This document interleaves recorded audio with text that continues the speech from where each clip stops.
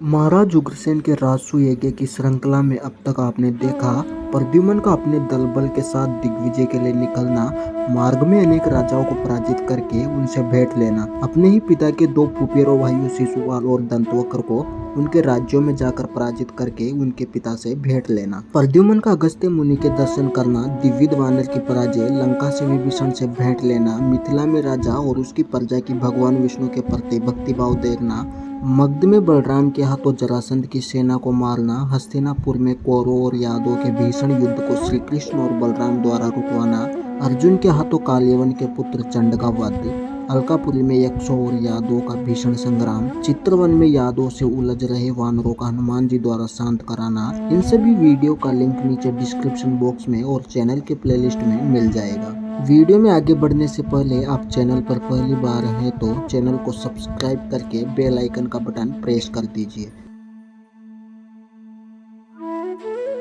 रम्यक वर्ष पर विजय पाकर प्रद्युम्न सुमेरु पर्वत के पूर्व भाग में स्थित केतुमाल वर्ष में गए। उस वर्ष का सीमा पर्वत माल्यवान है, जहां से 4 नाम वाली महापातकनाशिनी गड्ढा प्रवाहित होती है। माल्यवान गिरी के पास मनमथ शालिनीपुरी है। उस पुरी में निवास करने वाले मनुष्य नगर से बाहर निकले और प्रद्युम्न के बारे में जानकर श्री मुरारी के यश का गान करने लगे। वहां से प्रद्युम्न भद्रासुरवर्ष में गए, जहाँ से पापनाशिनी गड्ढा सीता नाम से प्रवाहित होती है। वहाँ सर्व पापनाश का वेद क्षेत्र नामक महातीर्थ है, जहाँ महाबाहु हयग्रीव हरि का निवास है। धर्मपुत्र भद्रसर्वा उनकी सेवा करते हैं। इतना गंगा के तट पर महात्मा प्रद्युम्न की सेना के शिविर पड़ गए। भद्रासु देश के अधिपति धर्मपुत्र भद्रासुर ने भक्ति भाव से परिक्रमा करके श्री कृष्ण कुमार को प्रणाम किया और उन्हें भेंट अर्पित की और उन्हें बताया, आपने पूर्व काल में संबर नामक दैत्य को परास्त किया था और उसका छोटा भाई उत्कच गोकुल में बाल्यकाल में भगवान श्री कृष्ण द्वारा मारा गया, परंतु उसका बड़ा भाई महादुष्ट शकुनी अभी जीवित है। वो आपसे ही परास्त होने योग्य है, दूसरों से कोई जीत नहीं सकता।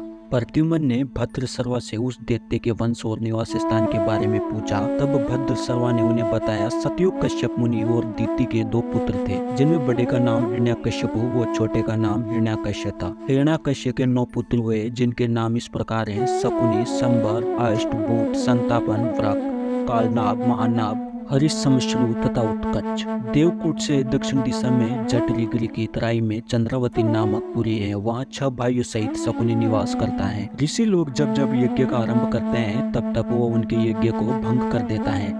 आप ही उस पर विजय पा सकते हैं। भद्रसर्वा की बात सुनकर प्रद्युम्न ने अपनी सेना के साथ चंद्रावतीपुरी में पहुंचने के लिए वहां से तत्काल प्रस्थान किया। जब शकुनी को पता चला प्रद्युम्न उसे मारने आ रहे हैं, तो वो अपनी सभा में बोला, बड़े सौभाग्य और प्रसन्नता की बात है कि मेरा शत्रु प्रद्युम्न स्वयं यहाँ आ रहा है। दैत्यो, मुझे उससे परास्त करना है, क्योंकि मुझ पर मेरे भाई का ऋण पहले से ही चढ़ा हुआ है, जिसने पूर्व काल में मेरे भाई संबर को मारा था। उसी अपराध के कारण मैं यादव सहित उस प्रद्युम्न को मार डालूंगा। इसलिए असुरों, तुम लोग जाओ और उसकी सेना का विध्वंस करो। तत्पश्चात मैं उसका देवराज इंद्र का और देवताओं का भी वध करूंगा। शकुनी की आवाज सुनकर महाबली दैत्य 8 करोड़ दैत्य की सेना साथ लिए यादव सेना के सम्मुख युद्ध के लिए आया। प्रद्युम्न ने अपनी संपूर्ण सेना का गर्दव्यूह बनाया। गर्दव्यूह में चोच के स्थान पर अनिरुद्ध खड़े हुए, ग्रीवा भाग में अर्जुन तथा पृष्ठ भाग में सांब खड़े थे। दोनों पैरों की जगह दीप्तिमान और गद खड़े हुए। उधर भाग में पार्श्विन और पुच्छ भाग में भानु थे। सीता गंगा के तट पर यादव के साथ दैत्यों का घोर युद्ध हुआ। दानव यादवों पर बाण, त्रिशूल, मूसल, मुदर, तोमर तथा ऋषियों की वर्षा करने लगी। सेनाओं के पैर से उड़ी हुई अपार धूल ने सूर्य और आकाश को ढक दिया। किसी को अपना बाण भी नहीं दिखाई देता था। जब बाणों से अंधकार छा गया, तब श्री कृष्ण और मित्रवृंदा के पुत्र वक्र धनुष की टंकार करते हुए सबसे आगे आ गए। वे बाण समूहों से दैत्यों का संहार करने लगे। इसी समय हष्ट सिंह पर चढ़कर आया। उसने 10 बाण मारकर वर्क के कवच और धनुष की प्रत्यंचा को काट डाला। फिर 4 बाणों से 4 घोड़े, 2 बाणों से सारथी और 3 बाणों से ध्वज खंडित कर दिए। फिर 20 बाण मारकर उस दानवराज ने वर्क के रथ को नष्ट कर दिया।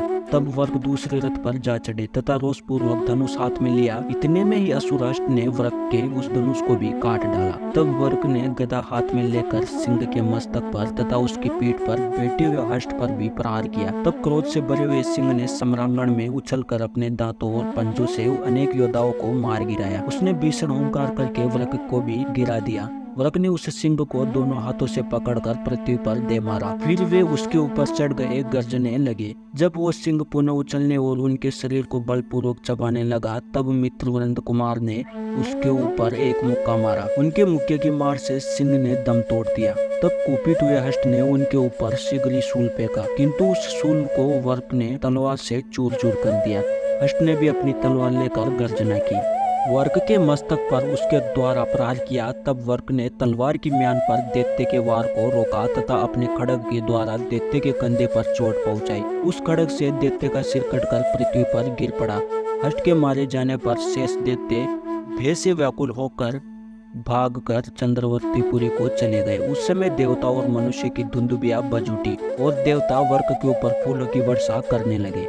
हष्ट के वध की खबर सुनकर शकुनी के क्रोध की सीमा न रही। उसने अपने भाइयों सहित युद्ध भूमि में प्रस्थान किया। उस बहुत संतापन हाथी पर, वर्क गधे पर, कालनाव, सुअर पर, महानाग, ऊंट पर तथा हरे शमश्रु मगरमच्छ पर बैठकर युद्ध भूमि में आए। शकुनी इच्छानुसार चलने वाले रथ पर बैठकर युद्ध भूमि में आया, जो 5 योजन लंबा था और उसमें 1000 घोड़े जुते हुए थे। उसके साथ 12 क्षोणित दैत्यों की सेना थी। धनुष की टंकार, वीरों के सिंहनाद, घोड़ों की हिनीनाट, रथों की गड़गड़ाहट तथा हाथियों के चित्कारों से मानो समस्त भूमंडल गर्जना कर रहा था। दैत्य सेना के अभियान से समस्त भूमंडल कांपने लगा। सीता गंगा के तट पर यादवों के साथ दैत्यों का तुमुल युद्ध हुआ। संग्राम जीत, वृत्रसेन, शूर, प्राण, विजय, जय, सुभद्र, वाम, सत्यक तथा अश्विशु, भद्रा और श्री कृष्ण के ये 10 पुत्र सबसे आगे आकर दैत्यों के साथ युद्ध करने लगे। हाथी पर चढ़े हुए भूत संतापन ने अपने नाराजों की वर्षा से युद्ध भूमि में अंधकार फैला दिया।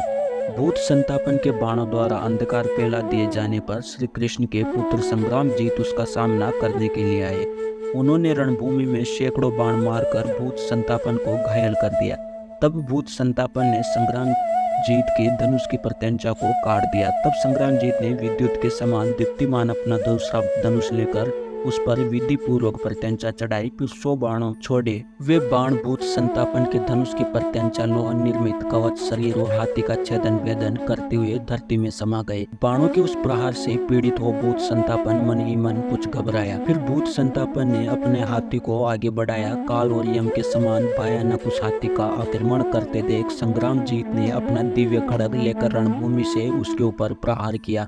उस खड्ग प्रहार से उस हाथी की सूंड के 2 टुकड़े हो गए और वो भयानक चित्कार करता तथा युद्ध स्थल से लहू बहाता हुआ भूत संतापन को छोड़कर भागा। वो हाथी बड़े बड़े वीरों को धराशायी करता हुआ और बार बार घंटे बजाता हुआ सीधे दैत्यपुरी के चंद्रवती को चला गया। कोई भी बलपूर्वक उसे न रोक सका।